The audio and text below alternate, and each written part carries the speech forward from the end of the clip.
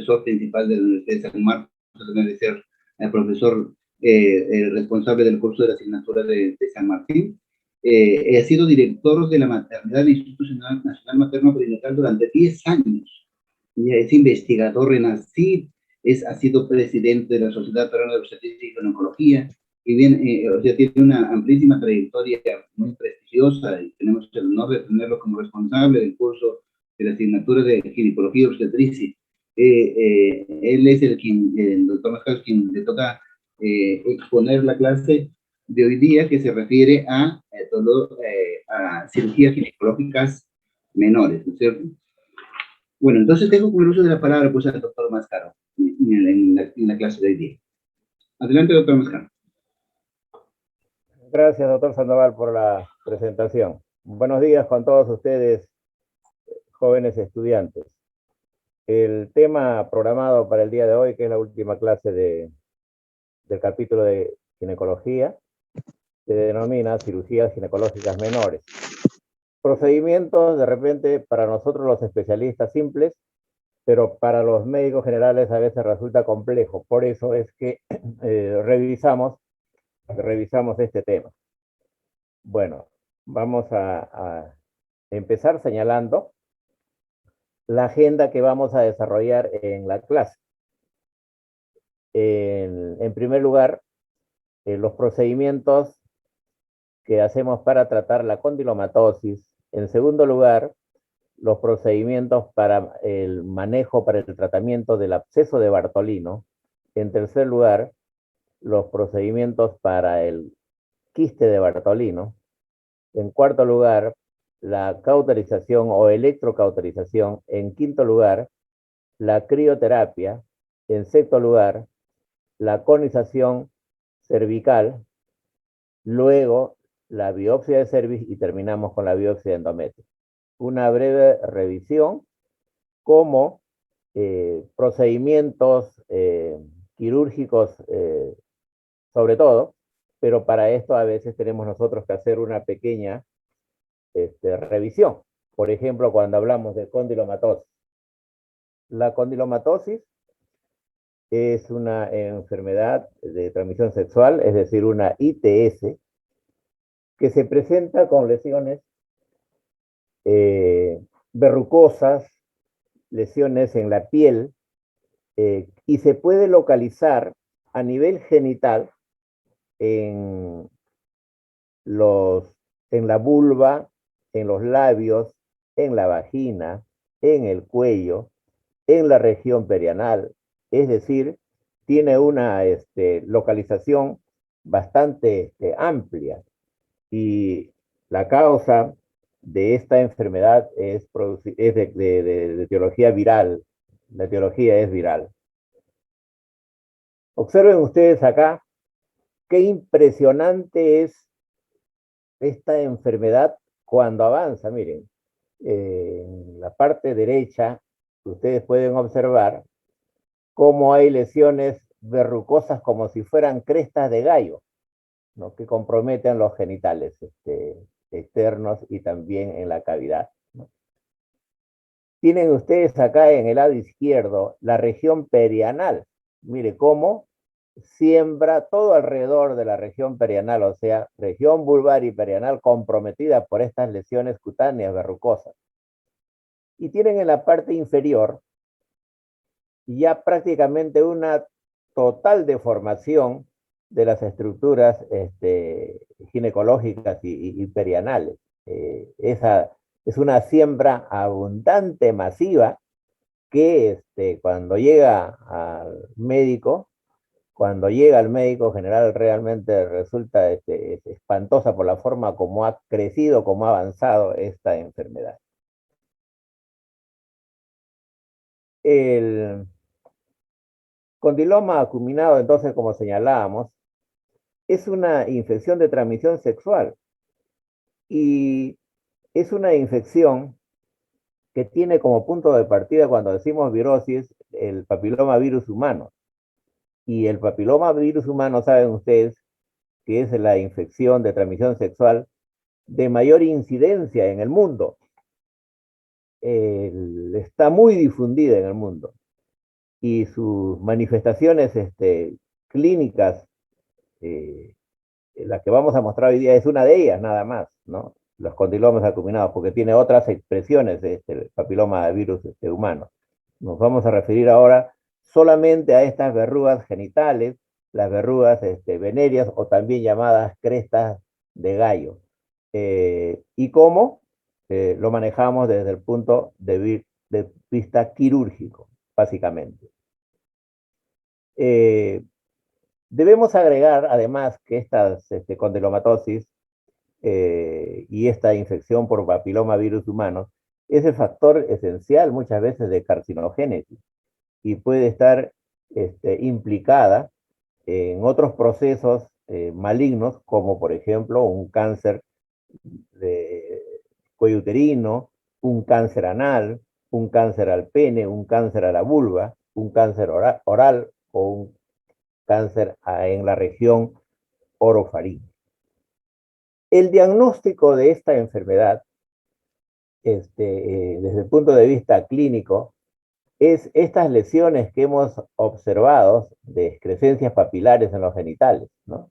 Que pueden ser pequeñas y pueden ser muy grandes, como han desarrollado, como lo que les mostré, las crestas de gallo. Y en otras ocasiones, fíjense ustedes, hay la infección, pero no hay la lesión. Y eso se puede detectar cuando se hace el estudio colposcópico correspondiente. La confirmación diagnóstica se hace a través de biopsia, donde se observa una paraqueratosis bien definida y contenido de las células coilocitóxicas en las capas más superficiales. Indudablemente que este diagnóstico se hace por biología molecular para poder demostrar el ADN del papiloma virus humano. Y entonces mucho se usa la reacción en cadena de la polimerasa. En relación al tratamiento de estas lesiones, usamos algunas soluciones y algunas sustancias químicas que nos han dado buenos resultados. Miren ustedes, se usa, por ejemplo, la podofilina, la resina de podofilina en 10 al 25%. En algunas ocasiones nos da resultados para eliminar estas lesiones que resultan muy llamativos y preocupantes para la paciente. Pero hay otras soluciones más fuertes con mejores resultados, como es el tricloro acético en 50 o 80%. Se aplica, se hace unas pincelaciones del tricloro acético y cae en esas lesiones verrucosas, pero como a veces hay lesiones amplias, se va haciendo por partes, a pocos, porque si ustedes aplican mucho tricloro acético, pueden quemar la zona vulvar o la zona genital. Yo he visto en mi práctica médica lesiones amplísimas porque a veces, entusiasmado el médico, aplica una mayor cantidad de tricloro acético y genera estas quemaduras. Otra forma de manejo, de tratamiento, es la criocirugía, la electrocirugía, o sea, las sustancias frías o el calor. La aplicación de estas medidas también de manera parcial y progresiva pueden dar buen resultado. Y otra forma de tratamiento, cuando son muy grandes, es la extirpación quirúrgica simple. Se hace una excisión quirúrgica, pero pequeña, porque si no, esto después es bien difícil manejar. También se usa la vaporización con láser, es decir, el dióxido de carbono. O sea, hay diferentes alternativas que de acuerdo a la práctica, la experiencia ginecológica o la disponibilidad se aplica, pero el mensaje para todos ustedes es que cuando tengan estos casos que tienen que manejar, lo tienen que hacer con mucho cuidado y lo tienen que hacer por etapas, parcialmente. No piensen ustedes que la solución se va a dar de inmediato. Acá tienen ustedes otras lesiones condilomatosas múltiples. Y trato de mostrar a través de esta lámina que se va haciendo por partes. Miren ustedes, acá por ejemplo, había varias lesiones, pero trato un grupo primero y después voy haciendo las siguientes. No trato de solucionar todo de inmediato. Ese es el mensaje que quiero darles, porque el médico general en las zonas rurales, en la consulta ambulatoria, puede hacer, está a su alcance este manejo, pero tiene que saber que así como hay bondades con el tratamiento que se puede aplicar, cualquiera de los tratamientos que he mencionado, tiene que ser cuidadoso en la aplicación. Acá tienen ustedes en esta lámina, por ejemplo, la incisión quirúrgica, ¿no?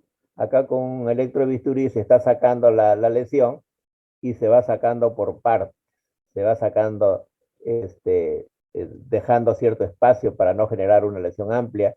Y lo que debo señalar acá es que la incisión quirúrgica es simple y pequeña, no es amplia. Esas crestas de gallo, por ejemplo, se tensionan un poco y en la base se hace una pequeña incisión para sacar las lesiones más grandes. Y tienen acá ustedes este, otro procedimiento que es la electrocauterización, que es la destrucción del condiloma, que también se hace y de la misma manera parcial, progresiva, parcelar. No se hace, no se soluciona todo en el mismo momento. Ese es el manejo. Acá tienen el ejemplo de la cirugía, la electrocirugía, y acá tienen la electrocauterización, procedimientos que se hacen de manera ambulatoria. No se requiere hospitalizar, no se requiere sala de operaciones, se hacen en las unidades ambulatorias. Bien, pasamos a otra patología, que es la bartolinitis y el tratamiento quirúrgico de la bartolinitis. ¿Qué cosa es la bartolinitis? La bartolinitis es la infección de la glándula de Bartolino, ¿no? La glándula de Bartolino se conoce también como glándula vestibular mayor. Van a encontrar ustedes en, el, en la literatura, en los libros, las glándulas vestibulares mayores. Estas glándulas de Bartolino se originaron en el seno urogenital desde el punto de vista embriológico y son suministrados por arteria pudenda externa, o sea, la irrigación proviene de la arteria pudenda externa en estas zonas, generalmente donde asienta, donde se ubica la glándula de Bartolino. Y está inervada por el nervio pudendo y esta drena a los ganglios inguinales y pélvicos superficiales. La función de esta glándula es la lubricación de la vagina durante el coito, de tal manera que cumple una función, es la glándula más llamativa, más notoria, que se ubica, si ustedes ven el horario reloj, entre las 4 y 5 en el lado izquierdo y en el otro lado entre 7 y 8 aproximadamente. En esa zona se ubica la glándula de Bartolino, que tiene una estructura que penetra hacia partes más profundas y drena hacia la vagina. Entonces, la infección... Te pones al lado de la refri, ¿no? La infección de esta glándula Sí, porque yo no Bartolino veo televisión. es la que origina el problema. Sí. Por favor, si podría, nos están interrumpiendo en la ponencia. Revisen sus cámaras y apaguen. Ya, gracias. Les decía entonces que la infección de la glándula de Bartolino es el problema de fondo, porque cuando se infecta esta glándula, se genera un cuadro de obstrucción de la glándula, ¿no? Esta infección puede ser por gonococo, antes era mucho por gonococo, después se ha también encontrado Escherichia coli, estafilococo, se han encontrado micoplasmas, clamidia, o sea, la infección es diversa.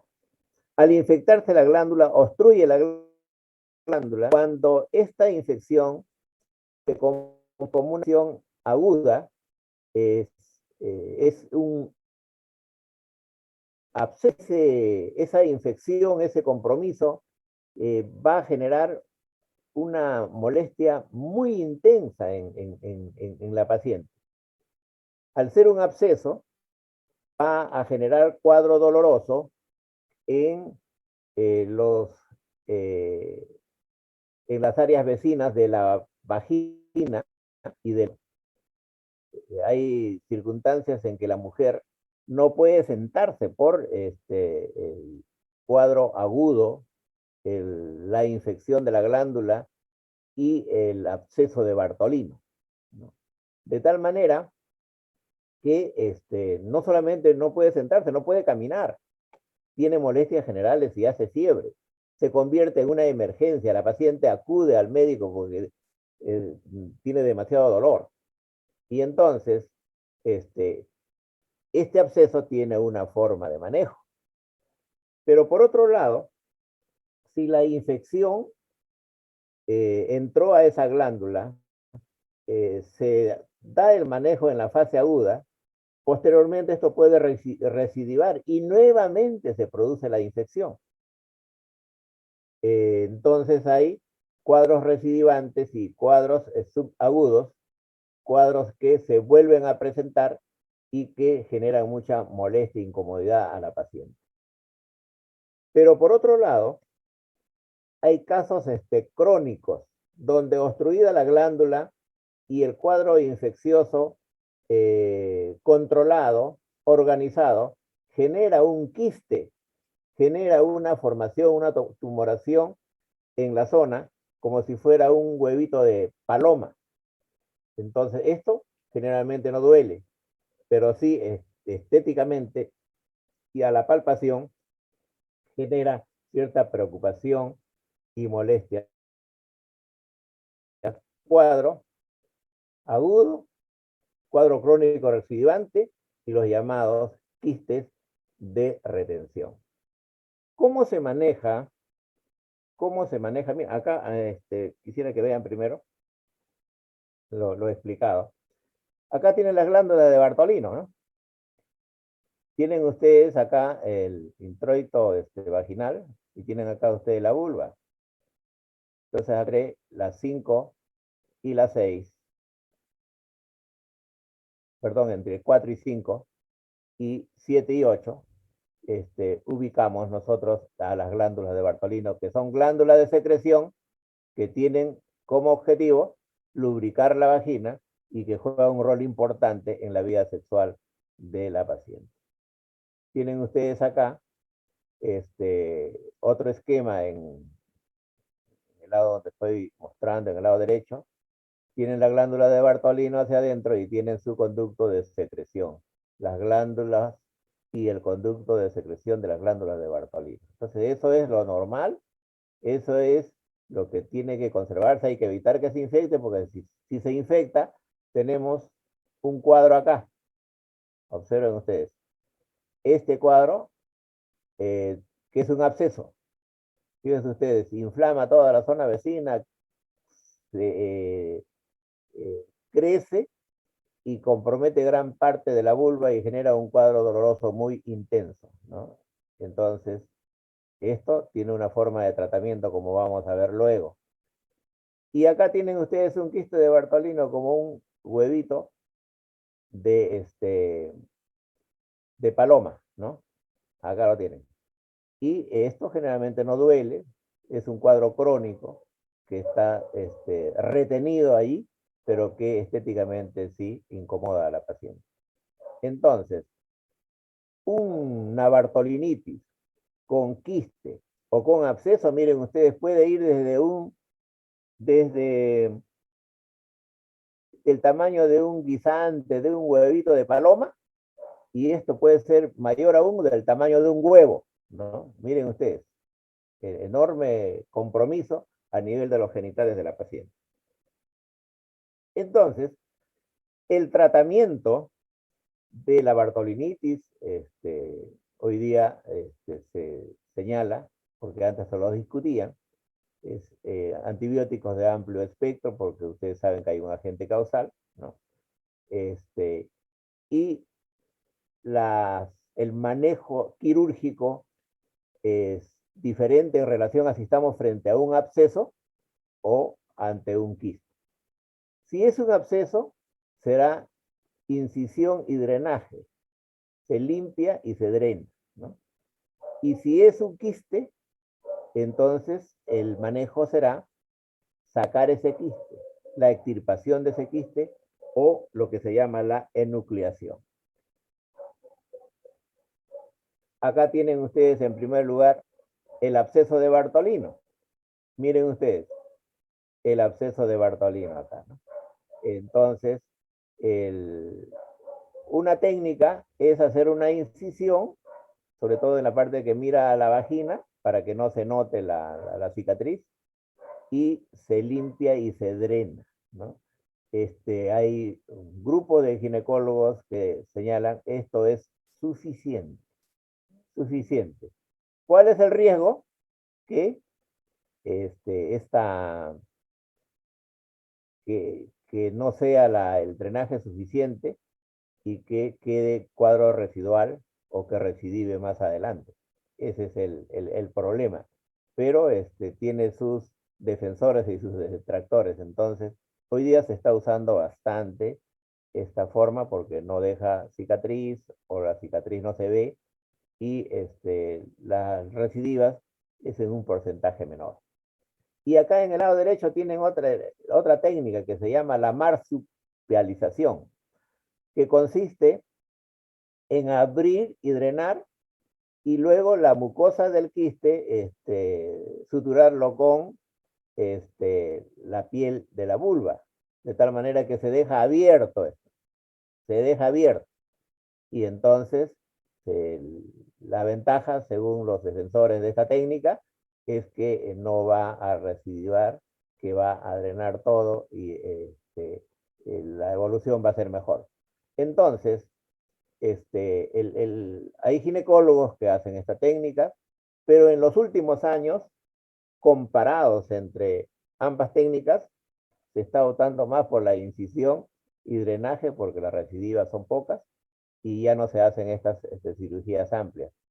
Pero van a encontrar viejos ginecólogos que todavía lo hacen. Es una técnica que siempre se ha hecho, todavía tiene uso, pero en los últimos años va cambiando el manejo de los ginecólogos orientándose más por la incisión y drenaje. Aquí tienen ustedes, miren, el quiste de Bartolino. ¿Lo ven ahí como un huevito de paloma? ¿No? Acá tienen los labios menores, acá tienen la mucosa vaginal, ahí está. Entonces, cuando ustedes lo ven en la consulta externa, dicen, la paciente llega preocupada, doctor, tengo acá esto, me apareció y ha quedado ahí, ¿no? Entonces, doctor, deme una solución de esto, porque se siente ella incómoda, avergonzada, problemas en su vida sexual. Entonces, muchos médicos se ven tentados, ahí nomás está, y lo voy a sacar. Fíjense ustedes, la experiencia y lo que dice la literatura también señala que estas formaciones quísticas acá y lo que aparentemente sería de fácil extirpación no es un acto quirúrgico para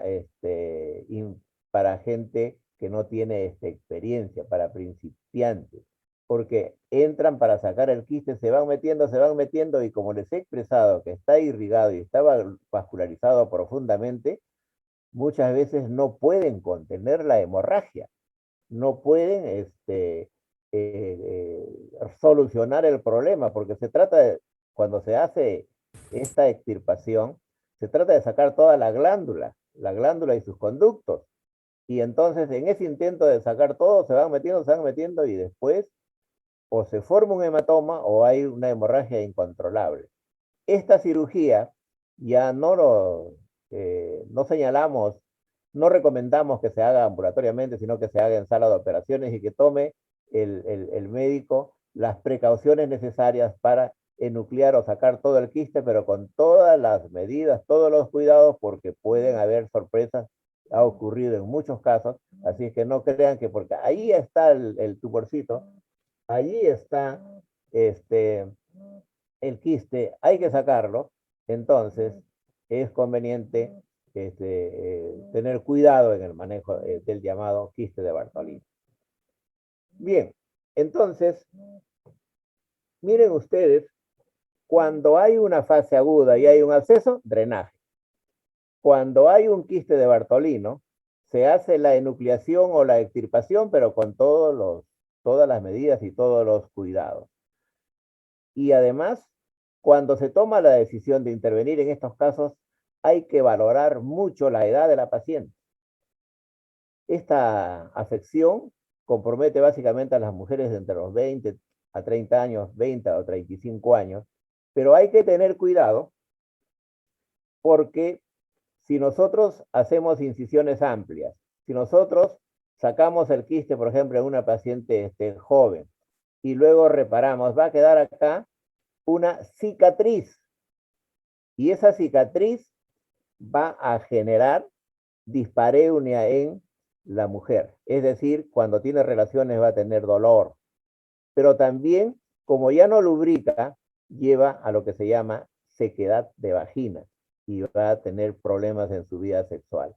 Entonces, cuidado cuando se maneja estos casos y se hacen incisiones amplias que dejan muchas cicatrices en la mujer joven, porque va a tener problemas en su vida sexual. Dispareunia, sequedad de vagina, una serie de incomodidades como mujer en su vida sexual porque no lubrica. Generalmente la extirpación de estos quistes se hacen con mayor confianza y amplitud cuando la mujer ya está cerca de la menopausia o tiene una mayor edad, porque si hay sequedad, si no lubrica bien, eso a veces tiene otra forma de manejo o es entendido de otra manera. Pero en la mujer joven tengan mucho cuidado para que no dejen secuelas que van a comprometer la vida sexual de la mujer. Muy bien, pasamos a otra intervención quirúrgica menor, que es la cauterización o electrocauterización del cuello uterino. En el cuello uterino, como ustedes aprecian acá, se pueden encontrar diferentes lesiones. Generalmente se encuentran áreas rojizas, que nosotros los ginecólogos le llamamos eritroplasias, o encontramos acá áreas comprometidas, ¿no? Luego de un procedimiento.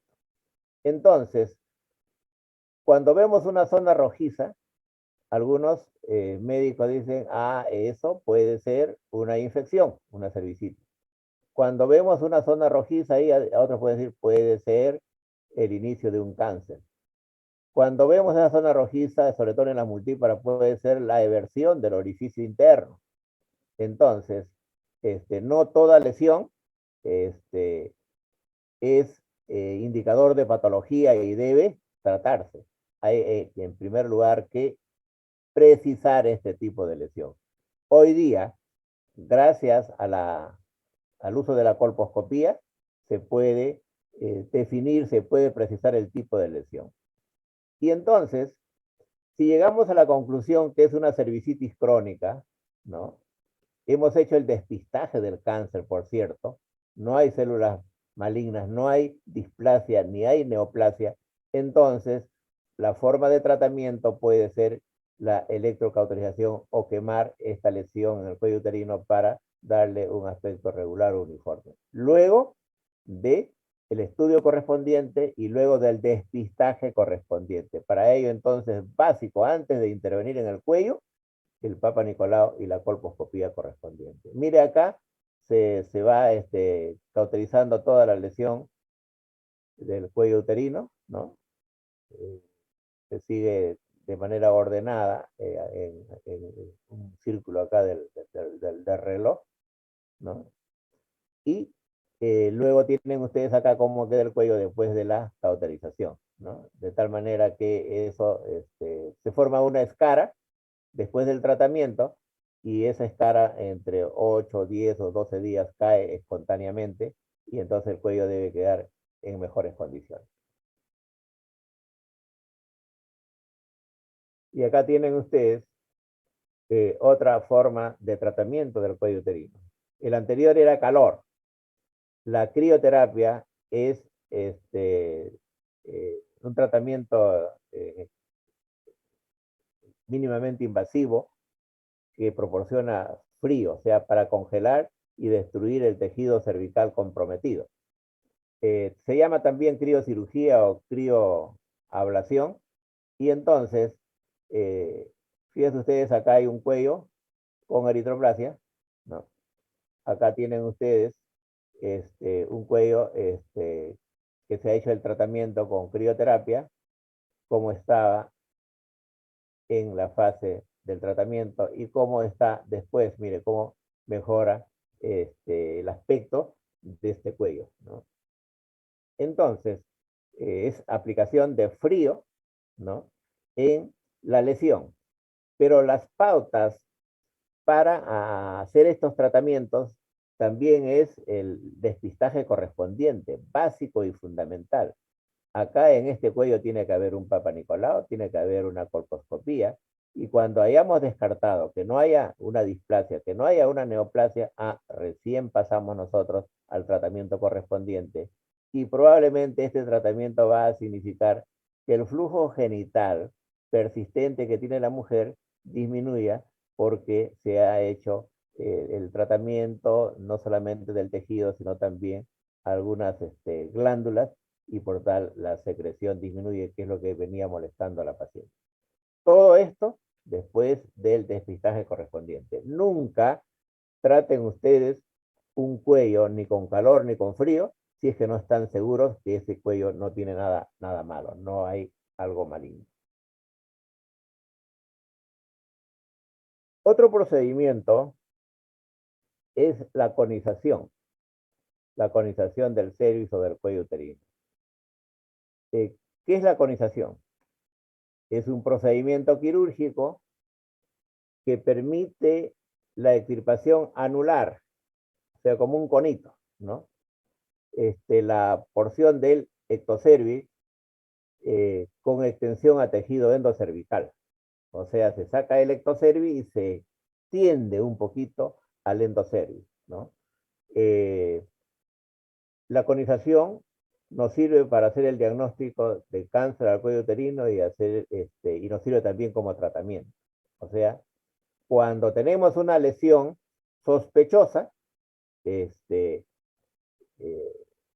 luego del estudio correspondiente, necesitamos nosotros hacer el estudio de la pieza quirúrgica, el estudio de la patología correspondiente. Entonces, una forma de tener una muestra amplia es la conización. Y una forma como tratar la lesión también es la conización. Pero, repito, previo estudio del caso y que nos queda como alternativa, porque es una conducta conservadora de alguna manera, tenemos nosotros que proceder luego del estudio, del manejo previo correspondiente. Aquí tienen ustedes, miren, una forma de cono, ¿no? Hemos demarcado, tienen un cuello y estamos demarcando acá el lugar donde vamos a hacer el cono, ¿no? Y acá tienen cómo se ha sacado, el tejido, la muestra de tejido a manera de cono, ¿no? Y tienen ustedes el compromiso entonces del ectocervix y entra incluso al endocervix. De esta forma entonces, visto el cuello, demarcado lo que se va a sacar, la forma como se extirpa quirúrgicamente el cuello uterino. Y entonces, perdón,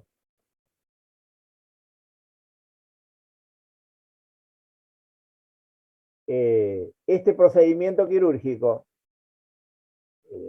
tiene una indicación.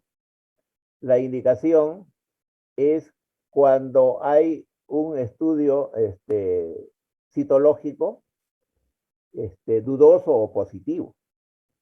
Dudoso quiere decir, por ejemplo, una displasia, y no saben si es una displasia moderada, una displasia severa, o es positivo para cáncer y necesito asumir una conducta conservadora, ¿no?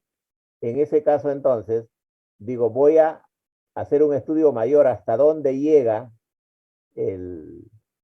la lesión eh, neoplásica, y además, como tengo necesidad de conservar la fertilidad en la mujer, voy a sacar todo este tejido y voy a hacer el estudio correspondiente, pero además, probablemente al extirpar, siendo una lesión local, voy a sacar eh, eh, todo lo que está comprometido, y entonces el futuro y el pronóstico de la mujer puede ser favorable.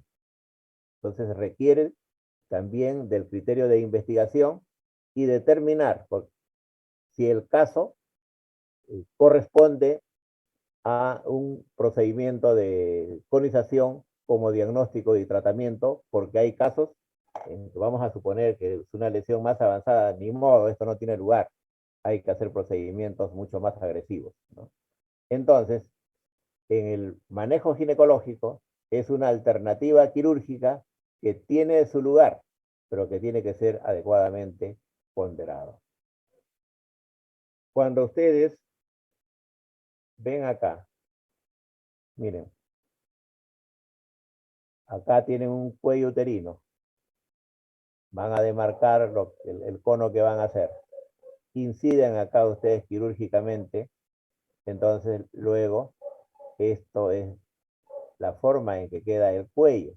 Entonces, el cuello tiene que ser, en el lecho, en el lugar donde se ha reparado, tiene que hacerse la hemostasia correspondiente y tiene que hacerse el tratamiento para que la cicatrización sea favorable y se respete el conducto, porque si no se respeta el conducto, entonces va a haber una sinequia, una adherencia, y van a tener problemas posteriores, ¿no? Problemas de infertilidad, problemas posteriores. Significa que entonces este procedimiento, que es un procedimiento ginecológico de cirugía menor que requiere también de sala de operaciones, la comodidad, la tranquilidad y la experiencia correspondiente, puede tener complicaciones. Y las complicaciones son hemorrágicas cuando no se hace una buena hemostasia, y la hemorragia puede ser una hemorragia en el intraoperatorio, o puede ser una hemorragia tardía.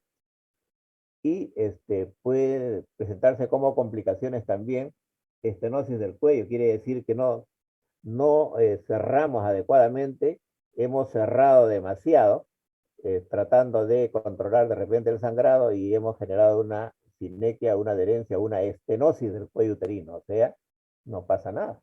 Y ahí vienen otras complicaciones porque no habrá un adecuado flujo menstrual. Y también hay casos a veces que se complican y se puede llegar a la perforación uterina cuando hay un nivel a veces de una incisión muy profunda, ¿no? O sangrado, y en el intento de controlar el sangrado se pueden producir las perforaciones uterinas. Así es de que también es una cirugía menor ginecológica que se practica bastante, que se hace bastante, pero que requiere de los cuidados que estamos señalando. Miren ustedes acá en esta conización, ¿no? O sea, el área es bien traumática, ¿no? La lesión que tienen ustedes, la forma como se estirpa, lo que se saca, y luego cómo queda un lecho, ¿no? Bastante cruento, ¿no? Que hay que ser muy cuidadoso en controlar el sangrado y luego la reparación correspondiente. Y pasamos a otra, eh, patología, y a otra intervención quirúrgica menor, que se llama la biopsia del cuello uterino. Biopsia es tomar muestra del cuello uterino. Es un método entonces de diagnóstico microscópico, porque lo que se saca es tejido para el estudio correspondiente, ¿no?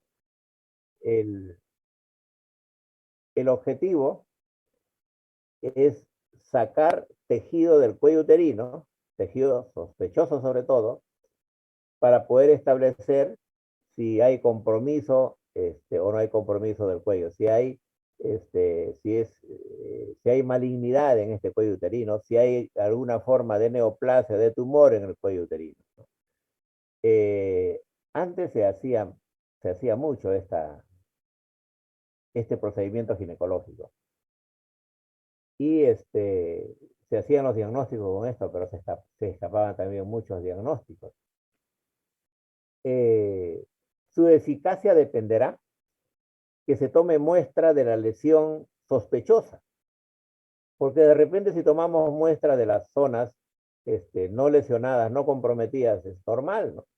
Y puede escaparse del diagnóstico y puede estar asentado una displasia, una neoplasia, un cáncer que está empezando y cuando más adelante nos damos cuenta prácticamente es un cuadro invasivo y ya no hay nada que hacer. Entonces, hoy día ya no se hace lo que antes se hacía, ¿no? Se tomaban de 4 cuadrantes o la lesión que más o menos parecía sospechosa, se tomaba la muestra y de eso se hacía el estudio. Se usaba el test de Schiller, ¿no? Para tratar de identificar las zonas sospechosas y tomar de allí la muestra. Hoy día se hace esta prueba, pero se hace con la colposcopía correspondiente.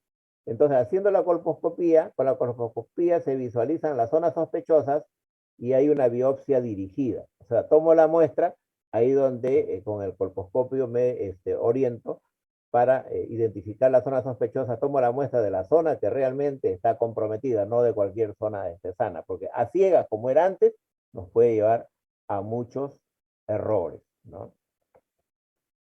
Hoy día se complementa la biopsia del cuello uterino con el raspado endocervical. O sea, se hace una especie de legrado con una pequeña legra, se raspa el endocervix y se obtiene muestras que complementan a la muestra de las lesiones de la biopsia del cuello y tenemos nosotros muestra más completa que en el estudio correspondiente, puede darnos definitivamente el diagnóstico anatomopatológico, porque el patólogo tiene tejido de las zonas sospechosas que le permite estudiar, pero también tiene el complemento de células del endocervix y las alteraciones de estas células que pueden precisar un diagnóstico o que puede haber un diagnóstico de certeza. Entonces, un buen complemento hoy día de la biopsia cervical, que todavía puede servir porque se hace esto de manera ambulatoria, es la biopsia del cuello uterino, pero biopsia dirigida y complementándose con el raspado endocervical. Acá tienen ustedes lo que les decíamos, la biopsia del cervix con una pinza especial para tomar la biopsia. Esto todos los consultorios de ginecología lo tienen, que permite sacar un pedacito del cuello en sacabocado, ¿no? Se toman pequeñas muestras, les decía que antes se decía muestras de los 4 cuadrantes y hoy día se dice, no, muestras de las lesiones de las áreas sospechosas, para que el patólogo tenga una muestra apropiada, ¿no? Y de la paciente está en litotomía, en la consulta ginecológica, se hace en el consultorio esto, se tiene el instrumento que es una pinza para biopsia y no requiere anestesia, esto es como una pinchadita para tomar el tejido del cuello uterino y se hace con frecuencia. Pero en los últimos años, para forma de mayor seguridad, se dice, no, acá no basta solamente con tomar muestras del cuello, hay que hacerle una colposcopía, el estudio colposcópico y de esas áreas sospechosas se toma la muestra. Es lo que se llama la biopsia dirigida, que es lo ideal a usarse en estos momentos. Y tenemos acá nosotros otro procedimiento que es la biopsia de endometrio. O sea, la biopsia de endometrio es un procedimiento que consiste en tomar muestras del endometrio, tejido endometrial, tejido de la cavidad uterina, ¿no? Para el estudio correspondiente, ¿no? El objetivo es cuando una mujer, por ejemplo, está sangrando y no tenemos explicación de ese sangrado, entonces decimos, una mujer que está sangrando requiere de la práctica de una biopsia para precisar cuál es la causa del sangrado. Y para esto, recordándole a todos ustedes que una mujer sangra porque hay alteraciones funcionales, hormonales, trastornos del ciclo. Sangra porque hay un proceso inflamatorio en el endometrio, ¿no? Un proceso infeccioso, una endometritis, una tuberculosis. O sangra porque hay un cáncer, es decir, hay una alteración orgánica, hay un cáncer de endometrio. Nosotros los ginecólogos manejamos como principio que una mujer que está en etapa del climaterio y la menopausia, que una mujer que pasó los 40 años, por ejemplo, si sangra, es cáncer mientras no demuestra lo contrario. Así no se les va a escapar el diagnóstico. Toda mujer mayor que sangra es cáncer mientras no demuestra lo contrario. Entonces, para eso, el procedimiento quirúrgico a hacer es fundamental el estudio biópsico, la muestra del tejido endometrial. Y yo lo puedo obtener haciendo un legrado uterino o con una aspiración manual endouterina. O sea, donde obtengo muestra para el estudio correspondiente. Esto antes se hacía en la consulta externa. Se hacía una especie de microlegrado para obtener muestras de endometrio en forma ambulatoria. Pero hoy día, la recomendación es hacer un estudio detallado, más amplio, y para que no hayan errores, se requiere que tenga muestra de todo el endometrio que existe en la cavidad uterina. No de una partecita nada más, porque de repente agarro tejido sano y se me escapa el diagnóstico. Entonces, hoy día, la tendencia ya no es hacer el microlegrado o hacer la biopsia con una cureta que se llamaba cureta de Novak, porque se me puede escapar el diagnóstico. Hoy día hay que hacer un legrado total o una aspiración manual endouterina que obtiene también tejido endometrial de toda la cavidad uterina. Esa es la tendencia actual. Y acá tienen ustedes, miren ustedes, les decía que antes se hacía en consultorio externo con esto. Este aparatito que ven acá se llama cureta de Nova, ¿no? Y esta cureta de Nova, mire, se introduce en la cavidad uterina de esta manera. Tiene la cureta de Nova que observan ustedes acá, unos dientecitos, ¿no? Y entonces entro yo a la cavidad uterina, como es pequeña la cavidad uterina, como si fuera un histerómetro o un instrumento un poquito más grueso que el histerómetro, pero entra a través del endocervix, ¿no? Y obtengo muestra. Puedo obtener muestra de la lesión, pero también puedo obtener muestra de tejido sano. Y entonces, esto que se usaba antes en la práctica ambulatoria, en el consultorio externo, hoy día ha caído un tanto en desuso. Se usa muy poco, muy poco. Hoy día se prefiere esto, miren ustedes. Esta es la otra técnica, el legrado uterino, ¿no?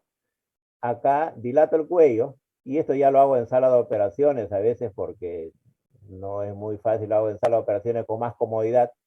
Lo puedo hacer en consultorio externo, pero es muy traumático, doloroso, incómodo. Entonces, mejor lo hago en sala de operaciones. Miren ustedes, entro con la legra y con la legra raspo la cavidad uterina, ¿no? Con el tejido que obtenga, haré el estudio anátomo-patológico y el patólogo me va a informar qué es lo que hay, ¿no? Si hay acá un cáncer de endometrio, si hay acá un cuadro infeccioso, también me puede informar. Si hay alteraciones del ciclo, también es informado por el patólogo como alteraciones hormonales, ¿no? Es decir, tengo la información necesaria a partir de este estudio, de este trabajo amplio, que lo hago con comodidad en sala de operaciones. Pero hay circunstancias a veces de que la sala de operaciones significa pues internamiento, hospitalización, recursos, uso de sala de operaciones, personal, los costos se elevan. Entonces hay una técnica hoy día ambulatoria de bastante uso que se llama la aspiración manual endouterina. Esta es una cánula de Karman, miren ustedes, y la cánula de Karman tiene estas cánulas que son de material sintético, plástico, de diferentes tamaños, que entra fácilmente a través del ectocervix y endocervix, ¿no? Entra a través del endocervix y llega a la cavidad uterina. Y entonces tomo muestra de todo el tejido endometrial de esta cavidad uterina. Hago como si estuviese legrando, pero con esta cánula, ¿no? Que como es flexible, se puede hacer con anestesia local, con bloqueo paracervical, y obtengo yo la cantidad de tejido necesario, ¿no? Muchas veces, cuando una mujer sangra, estos procedimientos, tanto en legrado como aspiración manual endouterina, son procedimientos que nos permiten obtener muestra para el diagnóstico, para el estudio anatomopatológico, pero también al limpiar toda la cavidad uterina es también tratamiento, porque luego este endometrio crecerá de manera uniforme y ya el sangrado cesa o se controla. Son procedimientos quirúrgicos entonces al alcance. En resumen, miren ustedes, tienen ustedes acá procedimientos antiguos con la cureta de Novak. Van a encontrar ustedes en los consultorios ginecológicos la cureta de Novak. Tiene algún uso, pero últimamente ya es menos por el riesgo que se me pueda escapar el diagnóstico. Y tienen acá una alternativa a obtener muestra amplia, suficiente, con el legrado, que es una intervención cruenta, y últimamente tienen ustedes el AMEO, la aspiración manual uterina, donde de manera más sencilla, más fácil, obtengo muestra para el estudio correspondiente de manera ambulatoria nuevamente y con, si requiero anestésico, con bloqueo paracervical simplemente. Y si no, sencillamente nada, sin nada. Es una ligera incomodidad porque estas cánulas son flexibles, son pequeñas y de fácil manejo, Muy bien. Creo que esa es la última lámina en el espacio que nos queda. Espero algunas preguntas de ustedes para poder ampliar el tema. Muy agradecido por su atención, joven.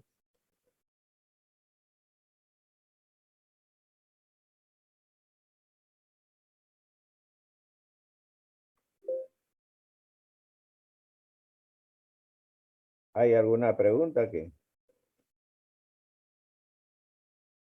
Si no hay ninguna pregunta, yo voy a pedirle a Melissa Guaita Coila, ¿está?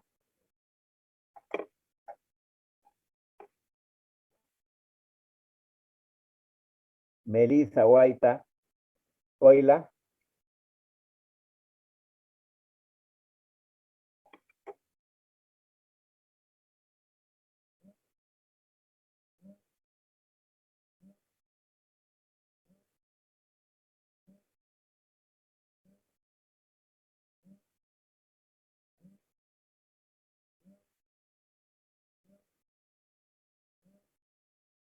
Doctor, buenos días. Yo tenía una pregunta.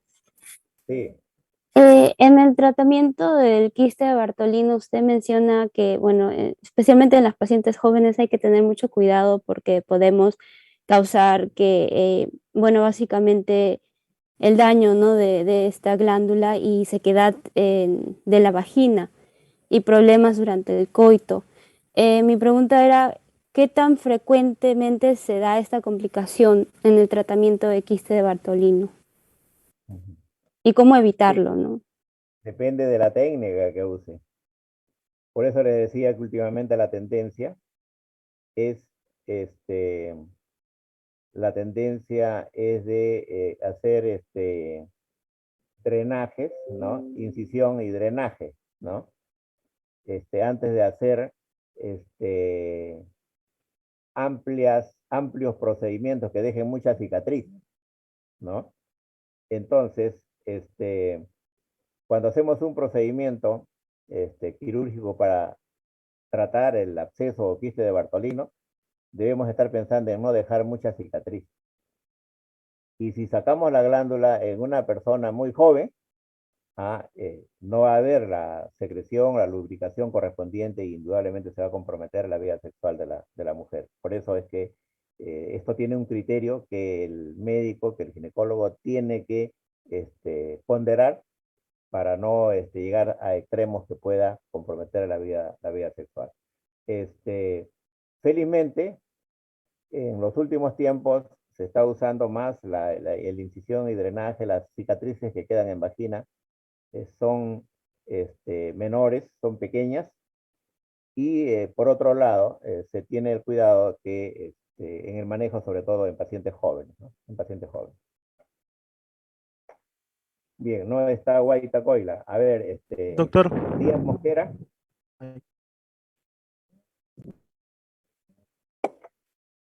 Díaz Mosquera. ¿Está Díaz Mosquera o no está?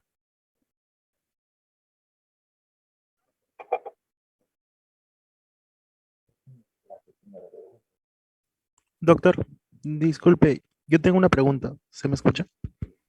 Díganos a ver.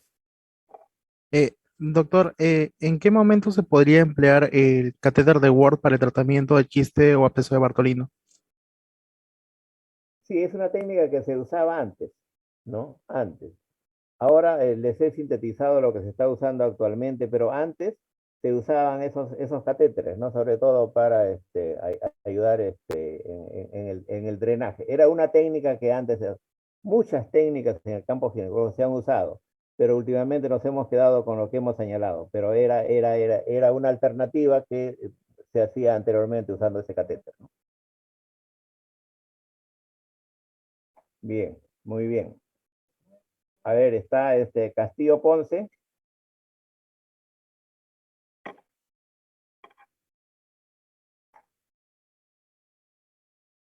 Ya saben ustedes, jóvenes, que todos los profesores en la coordinación que hemos tenido, siempre vamos a estar llamando inopinadamente a los alumnos. Muy bien, siendo la hora, estando ya en la hora del espacio que tenemos para esta clase, yo les agradezco su atención, jóvenes. Lo mostrado hoy día es el aspecto complementario en cirugía menor ginecológica, que ustedes lo van a ver cuando estén en el CERUM, cuando estén en provincias, en zonas rurales, en la consulta externa, lo van a ver, ¿no? Tienen ustedes algunas formas como, en primer lugar, identificar y hacer el diagnóstico, y en segundo lugar, alternativas y recursos que pueden manejarlos hasta que tengan el soporte y la ayuda del especialista, es decir, del médico ginecólogo obstetra. Muy agradecido por su atención y continuemos con las actividades, jóvenes estudiantes. Buenos días con todos ustedes. Buenos días, doctora.